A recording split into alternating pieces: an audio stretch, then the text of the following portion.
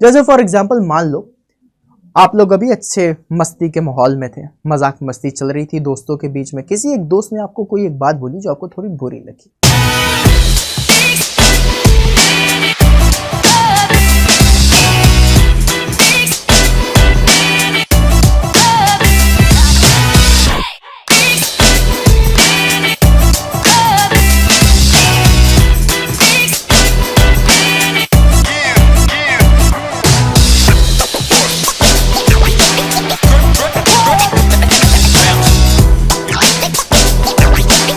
नमस्कार, सत श्री अकाल, आदाब, हेलो है, केम छो, के हाल चाल गाइस, कैसे हो आप सभी लोग। आज हम लोग पढ़ने वाले हैं स्ट्रेस स्ट्रेन कर्व के बारे में। आप सभी लोगों को पता है स्ट्रेस स्ट्रेन कर्व बहुत ज्यादा इंपॉर्टेंट है, आप लोगों के एग्जामिनेशन में बहुत बार पूछा गया है, तो वही सारी चीजें आज हम सीखने वाले हैं। दोस्तों सबसे पहले तो हम आपसे बात करेंगे कि भैया स्ट्रेस स्ट्रेन कर्व सबसे बेस्ट किस में दिखाई देता है और ये कब बनता है। तो देखो, ये टेंसाइल फोर्स और कंप्रेसिव फोर्स दोनों से बन सकता है। पहली चीज, हम लोग इसमें स्ट्रेस स्ट्रेन कर्व जो पढ़ते हैं वो हमारे सिलेबस में, और जो हम पढ़ते हैं वो है टेंसाइल स्ट्रेस के लिए, टेंसाइल लोड के लिए, ठीक है। तो याद रखिएगा ये किसके लिए हम लोग यूज करते हैं, टेंसाइल लोड के लिए यूज करते हैं। ऐसा जब भी कभी किसी मटेरियल को खींचो तो उसमें क्या लग रहा होता है, टेंशन लग रहा होता है, इसीलिए हम लोग इसमें किसका यूज करते हैं, टेंसाइल लोडिंग का। ठीक है मेरे लाल, याद रहेगा। अगर कोई पूछे तो क्या बोलोगे, टेंसाइल लोडिंग की वजह से ही सर हम लोग यहां पर देख पाते हैं कि हमारा स्ट्रेस स्ट्रेन कर्व कैसा बनेगा। ठीक है, फिर दूसरी चीज, जब हम लोग किसी भी स्पेसिमेन को पकड़ के खींच रहे होते हैं तो वो धीरे धीरे आकर के टूटने लग जाता है, बीच में से पतला होने लग जाता है, और ये जो बीच में से पतले होने वाली जगह है यहीं से ये ब्रेक होगा, और इस पॉइंट को हम लोग क्या बोलते हैं, नेकिंग बोलते हैं। क्या बोलते हैं मेरे लाल, नेकिंग बोलते हैं। जैसे गला नहीं होता है, सर देखो मोटा है, धड़ मोटा है, लेकिन गला देखो कितना पतला है ना। तो इस तरीके से यहां पर भी देखो, ये एरिया थिक है, ये एरिया थिक है, ये थिन है, तो मतलब ये नेकिंग वाला एरिया हो जाता है। और जब मटेरियल को आप खींचते हो, मटेरियल को खींचते समय जो इसके अंदर फील हो रहा है, जो इसके स्ट्रेस और स्ट्रेन की जितनी कहानी है, वही सारी चीजें हम लोग ग्राफ में देखते हैं। अब इसमें दो तीन चीजें जो आप लोगों को बताने वाला हूं, जो आप लोगों का एक्स्ट्रा डेटा होगा, जिससे आप लोगों को मजा भी आएगा, सीखने में भी मजा आएगा। ठीक है, स्ट्रेस स्ट्रेन कर्व कोई इंसान बनाता है क्या? स्ट्रेस स्ट्रेन कर्व कोई भी इंसान बनाता है? नहीं। स्ट्रेस स्ट्रेन कर्व बनता है आप लोगों का यूटीएम मशीन से, यूटीएम से, राइट। इसका नाम क्या है, यूनिवर्सल टेस्टिंग मशीन। क्या है मेरे लाल, यूनिवर्सल टेस्टिंग मशीन। ठीक है, यूनिवर्सल टेस्टिंग मशीन से आप लोग क्या करते हो, स्ट्रेस स्ट्रेन डायग्राम बनाते हो।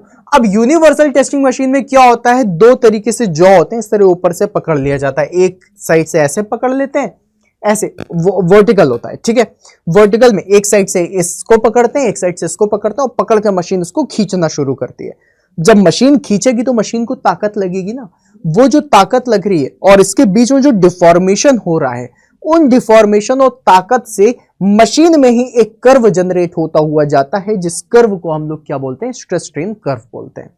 मोस्ट ऑफ द टाइम जो आपका स्ट्रेस स्ट्रेन कर्व बनता है वो ऐसा दिखाई देता है, मोस्ट ऑफ द टाइम ये। और गाइज इसमें भी आप सभी लोगों को बता दो, ये बनना, राइट, ये जो आपको लीनियरली प्रोपोर्शनल का साइन जो दिख रहा है, जो स्ट्रेट लाइन आ रही है, फिर उसके बाद ये कर्व बनना और ये होना, ये बहुत इजी है। ये तो आपको ऑलमोस्ट हर मटेरियल में देखने के लिए मिल सकता है। सबसे बड़ी कहानी पता है कहां होती है, इस जगह पर। ये जो कहानी आप देख रहे हैं ना, ये जगह, ये सबसे बड़ी कहानी होती है। यहां पर आप लोगों को जो पॉइंट दिख रहा है, यहां पर सिर्फ लिखा हुआ यील्ड स्ट्रेंथ, लेकिन मेरे लाल आपको पता है यहां पर कितने सारे पॉइंट होते हैं। यहां पर आपका इलास्टिक लिमिट का पॉइंट होता है, यहां पर आपका प्रोपोर्शनल लिमिट का पॉइंट होता है, यहां पर आपका अपर यील्ड पॉइंट होता है, यहां पर आपका लोअर यील्ड पॉइंट होता है, इसी जगह पर। और सब इतने छोटे छोटे छोटे छोटे छोटे छोटे ऐसे बने होते हैं। आप सोचो इतने छोटे छोटे अगर बने हुए कैसे पढ़ेंगे हम, राइट। इस तरह तो पढ़ना बहुत मुश्किल होगा। इसलिए हम लोग एक टेक्निक अपनाते हैं या फिर एक जुगाड़ लगाते हैं, और जुगाड़ भी नहीं है, बेसिकली हम लोगों ने क्या किया, अपनी सहूलियत से स्ट्रेस स्ट्रेन कर्व को पढ़ने के लिए हम लोगों ने एक मटेरियल चूज करा है, और उस मटेरियल का नाम पता है मेरे लाल क्या है, माइल्ड स्टील। क्या है, माइल्ड स्टील। ये एक ऐसा मटेरियल है जिसका जो कर्व है ना, जो स्ट्रेस स्ट्रेन कर्व बनता है, माइल्ड स्टील का स्ट्रेस स्ट्रेन कर्व सबसे ज्यादा इलैबोरेटेड बनता है। इलैबोरेटेड कहने का मतलब कि ये जो एरिया है ना, ये भी काफी अच्छे तरीके से माइल्ड स्टील के कर्व में देखने के लिए मिल जाता है। और वो कैसा होता है वो भी आपको दिखाता हूं। ऐसा होता है। अभी आपने डायग्राम में क्या देखा होगा कि यहां से ये आया और ऐसे निकल गया। ये देखो ना, ये यहां से ये आया ऐसे निकल गया, लेकिन जो एक्चुअल आपका डायग्राम है स्ट्रेस स्ट्रेन कर्व का, वो ये है। This is one of the best diagram जिसे इंटरनेशनली सबने एक्सेप्ट करा है। सिर्फ इंडिया की बात नहीं कर रहा, सिर्फ आपके स्कूल की बात नहीं कर रहा, सिर्फ आपके कोचिंग की बात नहीं कर रहा, सिर्फ एक फैकल्टी की बात नहीं कर रहा, मैं सभी की बात कर रहा हूं। और सभी के सभी ने जो इंटरनेशनली जिसको एक्सेप्ट करा है वो है ये डायग्राम। और ये डायग्राम पता है किसका है? माइल्ड स्टील का है मेरे लाल। ये माइल्ड स्टील में ही एक ऐसी खास बात है जो ऐसा डायग्राम दे सकता है। उसके अलावा बाकी सबको इस तरीके का डायग्राम देने की कभी भी इजाजत मिली नहीं, क्योंकि उसमें ऐसी प्रॉपर्टीज ही नहीं होती। राइट, चलो अब थोड़ा सा आगे बढ़ते हैं और सीखने की कोशिश करते हैं और क्या क्या चीजें इसके बारे में जानते हैं। ठीक है, आप लोगों ने प्लास्टिसिटी पढ़ी होगी, आप लोगों ने इलास्टिसिटी पढ़ी होगी, आप लोगों ने यील्ड पॉइंट पढ़ा होगा। यील्ड में upper yield point, lower yield point क्या होता है ये नहीं पढ़ा होगा, ये भी बताऊंगा। स्ट्रेन हार्डनिंग भी बताऊंगा, अल्टीमेट टेंसाइल स्ट्रेंथ वाला पॉइंट भी बताऊंगा, नेकिंग भी बताऊंगा, जो सारी चीजें हैं। और उससे आप समझना कि आप लोगों ने क्या क्या चीजें सीखी है। ठीक है, अब क्या होता है बेसिकली गाइस, जब भी कभी हम लोग किसी भी मटेरियल को स्ट्रेच करते हैं तो सबसे पहले मटेरियल क्या करता है? सबसे पहले मटेरियल स्ट्रेच होते समय जितना ज्यादा आप उसमें लोड लगाओगे उतना ज्यादा उसमें स्ट्रेन आएगा और स्ट्रेन की वजह से स्ट्रेस आएगा। तो जीरो से लेकर के इस पॉइंट से लेकर के इस पॉइंट तक, जीरो से लेकर के ए पॉइंट तक, ये जो आप लोगों को दिखाना, इस पॉइंट को हम लोग बोलते हैं प्रोपोर्शनल लिमिट। क्या बोलते हैं? Proportional limit. और यही एक पॉइंट है जहां तक आप लोगों का हुक्स लॉ वैलिड होता है। अब हुक्स लॉ क्या होता है इसके बारे में आपको सिखाऊंगा नेक्स्ट सेशन में, लेकिन आपको समझना है ए वाले पॉइंट को हम लोग क्या बोलते हैं? प्रोपोर्शनल लिमिट बोलते हैं। प्रोपोर्शनल लिमिट का पॉइंट है। ठीक है, अब ये जो बी वाला पॉइंट दिख रहा है ना, ये बी इसको हम लोग बोलते हैं इलास्टिक पॉइंट। Elastic point. और यहीं पर ही आप लोग इलास्टिसिटी को देखते हो, जहां पर कहते हैं मटेरियल अपनी, अगर मैं लोड हटा दूं तो जो मटेरियल है वो अपनी शेप और साइज को वापस से रिगेन कर सकता है। जो प्रॉपर्टी ऑफ इलास्टिसिटी आप देखते हैं वो कहां तक देखते हैं? बी पॉइंट तक देखते हैं। अब बी के बाद गाइस जो आप लोगों को सी पॉइंट दिख रहा है, ये यील्डिंग पॉइंट कहलाता है और इसको हम लोग क्या बोलते हैं? अपर यील्ड पॉइंट बोलते हैं। बहुत ही ज्यादा डेप्थ में आपको बता रहा हूं मैं, बहुत ज्यादा डेप्थ में अपर यील्ड पॉइंट बोलते हैं। गाइस ये कौन सा पॉइंट होता है? चलो इसका एक एग्जांपल देता हूं, इससे आप लोग समझना। लेकिन उसके पहले मैं डी पॉइंट को बता दूं। ये जो डी पॉइंट है ना, इसको हम लोग बोलते हैं लोअर यील्ड पॉइंट। क्या बोलते हैं मेरे लाल? Lower yield point. ठीक है, यील्डिंग क्या होती है ये भी बताऊंगा, अच्छे से समझाऊंगा। Lower yield point. ठीक है, समझना इस बात को। गाइज सी और डी, अपर यील्ड पॉइंट और लोअर यील्ड पॉइंट क्या है ये मैं आपको बताता हूं। जैसे फॉर एग्जांपल मान लो आप लोग अभी अच्छे मस्ती के माहौल में थे, मजाक मस्ती चल रही थी दोस्तों के बीच में। किसी एक दोस्त ने आपको कोई एक बात बोली जो आपको थोड़ी बुरी लगी, है ना? जैसे ही बुरी लगी, वो जो मजाक मस्ती वाला माहौल है वो खत्म हुआ और आपको थोड़ा सा गुस्सा आना शुरू हुआ। लेकिन मूड तो अच्छा है, तो जो मूड में, अच्छे मूड में अगर कोई गुस्सा दिलाए तो थोड़ा सा इग्नोर कर देता है, हो गया छोड़ो, है ना? लेकिन स्टार्ट हो गया है गुस्सा आना, मूड खराब नहीं हुआ है, मूड अभी अच्छा है, लेकिन थोड़ा सा गुस्सा भी आ चुका है। ये पॉइंट है, ये सी वाला पॉइंट। इसको हम लोग बोलते हैं अपर यील्ड पॉइंट। इस पॉइंट के बाद मटेरियल में थोड़ी थोड़ी प्लास्टिसिटी आने लग जाती है, लेकिन अभी इलास्टिसिटी के बिल्कुल पास में है, इसलिए इस पॉइंट पे क्या होता है, आप लोगों का पूरा मटेरियल प्लास्टिक माहौल में नहीं जा पाता, पूरे गुस्से में आप नहीं हो। फिर पता चला उस दोस्त ने आपको कोई दूसरी बात ऐसी बोली जिससे आपको थोड़ा और गुस्सा आया। मूड अच्छा था, अब मूड अच्छा था तो मूड कम अच्छा रह जाएगा, लेकिन गुस्से का लेवल अब बढ़ चुका है ना? अब इसने एक और बात बोली ना, तो मैंने तो अब इसका सीधा सीधा बताना अच्छे से जवाब इसको, है ना? अब गुस्सा आ रहा है आपको, फिर भी आपने थोड़ा सा रोका कि यार अगर अब ये शांत हो गया तो मैं फिर से अच्छे मूड में आ जाऊंगा, लेकिन अब दिक्कत वाली बात है ना? थोड़ी देर के बाद आपने देखा कि उसने आपको कोई एक और ऐसी बात बोल दी जिससे आपको अंदर तो आग ही लग गई, बिल्कुल ही गुस्से में आ गए। अब जो अच्छा माहौल चल रहा था, मजाक मस्ती का चल रहा था, वो सब गया, खराब हो गया। अब भयंकर गुस्से में आ गए हो कि अब तो भाई साहब आर या पार वाला है, अब तेरी मेरी दोस्ती खत्म। समझ रहे हो? ये है वो वाला पॉइंट, ये वाला पॉइंट जिसे हम कहते हैं लोअर यील्ड पॉइंट। इस पॉइंट पे आने के बाद मटेरियल अपनी इलास्टिसिटी खो देता है और वो प्लास्टिक बिहेवियर को अटेन करना शुरू कर देता है। अब वो प्लास्टिक रीजन में आ चुका है। ये एक ऐसा पॉइंट है जहां से मटेरियल में प्लास्टिसिटी आ जाती है, परमानेंट डिफॉर्मेशन आ जाता है। परमानेंट डिफॉर्मेशन मतलब डी के पहले के जो पॉइंट्स थे उसमें डिफॉर्मेशन होता लेकिन परमानेंट नहीं था, थोड़ा बहुत होती परमानेंसी। मतलब अगर मटेरियल को देखा जाए वापस लेके आता तो इस जगह पे आता, थोड़ा बहुत स्ट्रेन आता, लेकिन इस पॉइंट पे आने के बाद सीधा स्ट्रेन यहां तक आएगा, यहां तक। समझ रहे हो? अब नहीं वापस जा सकता। वापस जाने का तरीका था सी से डी के बीच में अगर कभी भी कुछ भी होता तो वो वापस जाता, थोड़ा सा गुस्सा रहता लेकिन वो वापस चला जाता। डी में आने के बाद वो वापस नहीं जाएगा, वो प्लास्टिक रीजन में आ चुका है। ठीक है? प्लास्टिक रीजन में आने के बाद अब ये जो ई पॉइंट दिख रहा है, राइट, तो डी से लेकर के ई तक का जो पॉइंट होता है इसको हम लोग बोलते हैं स्ट्रेन हार्डनिंग। बहुत सारी जगह पे आप लोगों ने पढ़ा होगा कि इस पॉइंट से लेकर के एफ पॉइंट तक स्ट्रेन हार्डनिंग होती है। ना ना ना, सरासर गलत है, सरासर गलत है, सफेद सफेद गलत है। सिर्फ स्ट्रेन हार्डनिंग होगी इस एरिया में, इतना। ये जो स्ट्रेन दिख रहा है स्ट्रेन हार्डनिंग, स्ट्रेन हार्डनिंग में क्या होता है? स्ट्रेन हार्डनिंग, अब जैसे कि फॉर एग्जांपल मान लो अब आपको गुस्सा आ चुका है, राइट, गुस्सा आने के बाद तो वो दोस्त चला गया ना अपने घर, आप तो गुस्से में ही हो।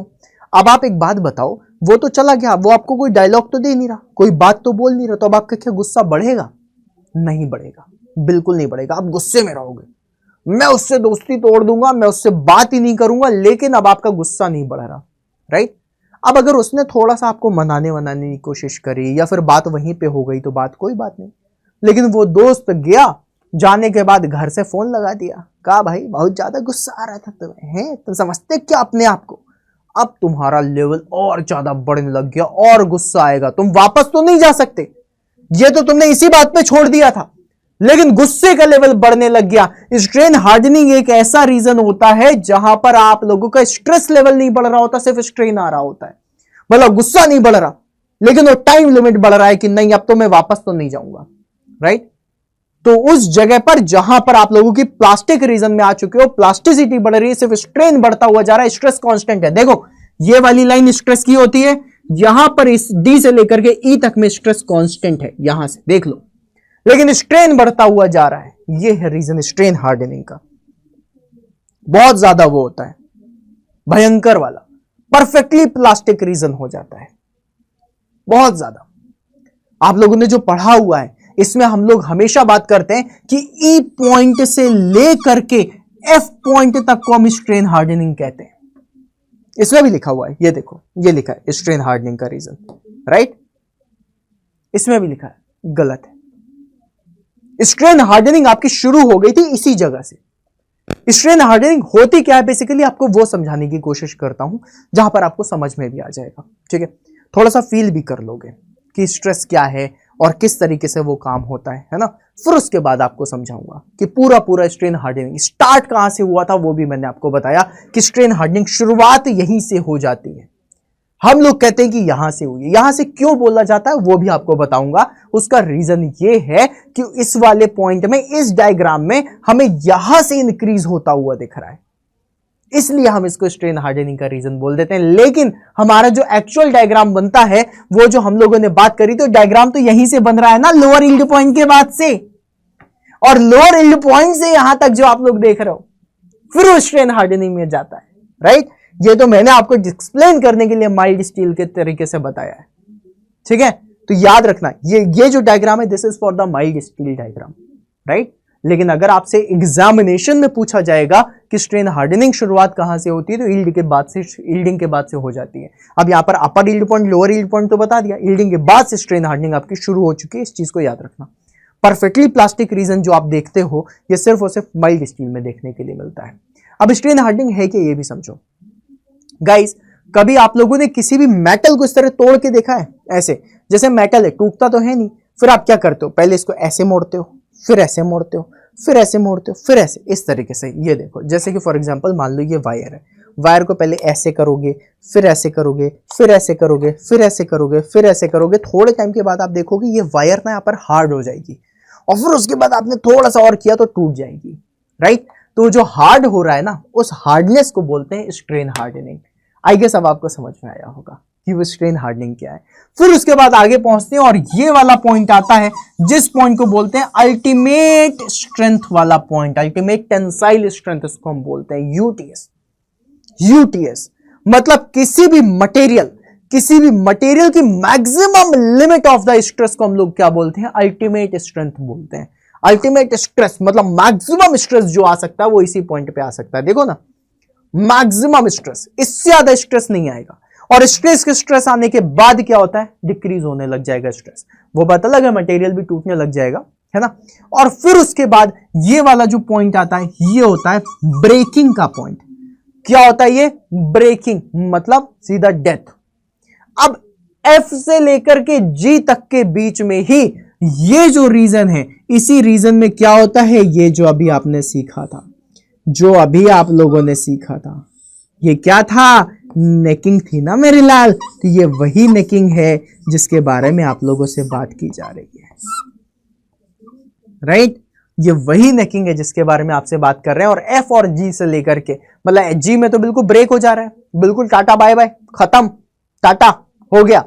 F है अल्टीमेट पॉइंट, अल्टीमेट के बाद से G तक आने के बीच में क्या होती है, नेकिंग होती है। इसी के रीजन पे यहां कहीं पे आपको नेकिंग देखने मिलेगी, और नेकिंग के बाद तुरंत जो मटेरियल है वो आगे जाकर के टूट जाएगा, ऐसा होता है। तो ये था स्ट्रेस स्ट्रेन डायग्राम। ये जो डायग्राम है this is specially for mild steel, right. और ये जो डायग्राम है ये है मोस्ट ऑफ द मेटल्स का, लेकिन मेटल में भी आपको बता दूं डक्टाइल मटेरियल होगा तभी होगा। स्ट्रेस स्ट्रेन डायग्राम और भी कई सारी चीजों के लिए बनते हैं, जैसे कि फॉर एग्जांपल अगर मैं आपसे बात करूं तो स्ट्रेस स्ट्रेन डायग्राम अगर ब्रिटल मटेरियल का बनेगा तो ऐसा बनेगा। ब्रिटल मटेरियल जो परफेक्टली ब्रिटल मटेरियल होगा उसमें कोई भी प्लास्टिक रीजन नहीं होगा। जो आप लोगों का ब्रिटल मटेरियल होगा उसमें कोई भी प्लास्टिक रीजन नहीं होगा, ठीक है। डक्टाइल मटेरियल का देखो इस तरीके से ग्राफ बना हुआ है, ये नॉर्मली डक्टाइल का है, this is not for any other material, right, है ना। मतलब आप इसे माइल्ड स्टील नहीं बोल सकते, डक्टाइल मटेरियल का है, जहां पर आप लोगों को इलास्टिक रीजन भी दिख रहा है, प्लास्टिक रीजन भी दिख रहा है, यहां पर upper yield point, lower yield point ये सब भी है बीच में, ठीक है। और ये जो तीसरा दिख रहा है this is for the elastomers, ठीक है। तो ये जो आप लोगों को डायग्राम दिखाई दिए हैं ये आप लोगों के एग्जामिनेशन में डायरेक्ट हूबहू पूछे जा सकते हैं। तो याद रखिएगा ब्रिटल मटेरियल के लिए there will be no plastic region, plastic region नहीं होता। ब्रिटल मटेरियल में बोलते हैं कि सिर्फ और सिर्फ इलास्टिक रीजन आपको मिलेगा, प्लास्टिक नहीं मिलेगा। अब आप बोलोगे सर इलास्टिक रीजन क्या है, ये जितना स्ट्रेट लाइन है ये इतना रीजन क्या है, इलास्टिक रीजन, इसका इतना रीजन इलास्टिक रीजन, इसका इतना ही रीजन इलास्टिक है, इतना रीजन, बाकी ये जो देख रहा है ये प्लास्टिक रीजन है, ठीक है। तो आई बिलीव आप लोगों को स्ट्रेस स्ट्रेन कर्व समझ में आया होगा बहुत बढ़िया तरीके से। हुक्स लॉ के बारे में भी आप लोगों को बताऊंगा, है ना। अगर आप लोगों को सेशन अच्छे लग रहे हो तो आप मुझे कमेंट बॉक्स में बताते हुए जाना कि सर और कौन सा टॉपिक करा दूं मैं आप लोगों को, ठीक है। तो और टॉपिक भी कर लेना, इससे भी आपके PYQs बहुत सारे सॉल्व हो जाएंगे, साथ में NCERT के क्वेश्चंस भी सॉल्व हो जाएंगे, आपके स्कूल में भी जो जो चीजें पढ़ाई गई हैं वो सारी चीजें आपको इसमें मिल जाएंगी, ठीक है, याद रखिएगा।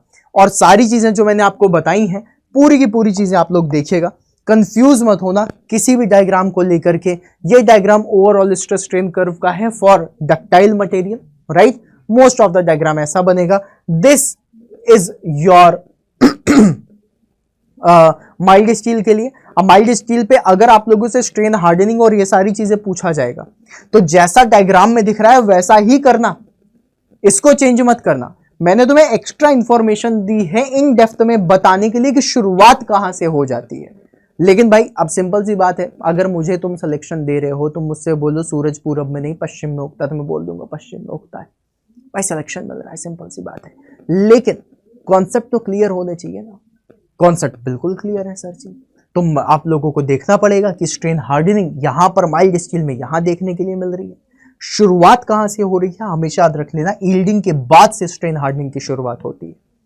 यील्डिंग के जस्ट बाद से आप लोगों की स्ट्रेन हार्डनिंग की शुरुआत हो जाती है। मेरी ये लाइन को दिमाग में रखना, नोट्स में लिख लेना, यील्डिंग के जस्ट बाद से स्ट्रेन हार्डनिंग शुरुआत हो जाती है, ठीक है, क्लियर है, ओके, तो आई गेस आप लोगों को सारे के सारे पॉइंट क्लियर हो गए होंगे। और ये जितना भी कर्व बना है, ये कर्व बना है गाइज इस मटेरियल को खींचने में, ये नेकिंग तक का, ये पूरा का पूरा कर्व सिर्फ और सिर्फ इसको समझाने के लिए था। आई बिलीव आपको समझ में आया होगा। अगर कोई भी डाउट हो कमेंट बॉक्स में जरूर बताइएगा। सेशन अच्छा लगा हो लाइक जरूर करिएगा, और चैनल मेरे दोस्त अभी नया है तो चैनल को सब्सक्राइब जरूर कर लेना। ठीक है, मिलते हैं फिर अपन नेक्स्ट सेशन में, तब तक के लिए बाय बाय।